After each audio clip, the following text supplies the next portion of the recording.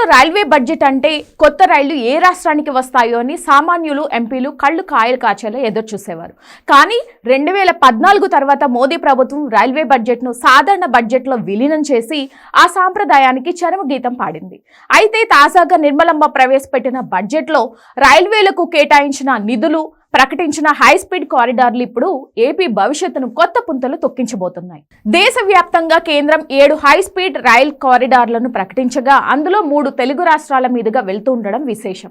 ముఖ్యంగా ఆంధ్రప్రదేశ్ గుండా వెళ్లే రూట్ మ్యాప్ ఇలా ఉంది. హైదరాబాద్ బెంగళూరు కారిడార్, హైదరాబాద్ చెన్నై కారిడార్, అమరావతి మీదుగా చెన్నై బెంగళూరు కారిడార్, చిత్తూరు మీదుగా ఈ హై స్పీడ్ ప్రాజెక్టులను మరింత సమర్థవంతంగా వాడుకునేందుకు ఏపీ సీఎం చంద్రబాబు నాయుడు కీలక ప్రతిపాదన చేశారు. దక్షిణ మధ్య రైల్వే జీఎం సంజయ్ కుమార్ శ్రీవాస్తవతో జరిగిన భేటీలో బెంగళూరు చెన్నై హైస్పీడ్ కారిడార్ కు సంబంధించి చిత్తూరు తిరుపతి మధ్య 75 కిలోమీటర్ల వ్యూహాత్మక కనెక్టివిటీ ఇవ్వాలని సూచించారు. ఈ 75 కిలోమీటర్ల లింక్ ఏర్పడితే చిత్తూరు మీదుగా బెంగళూరు నుంచి నేరుగా అమరావతికి బుల్లెట్ రైళ్లు నడిపే అవకాశం కలుగుతుంది. అంటే అమరావతికి హైదరాబాద్ వైపు నుంచి ఒక బుల్లెట్ ట్రైన్, బెంగళూరు వైపు నుంచి మరొకటి అందుబాటులోకి వచ్చినట్లు అవుతుంది.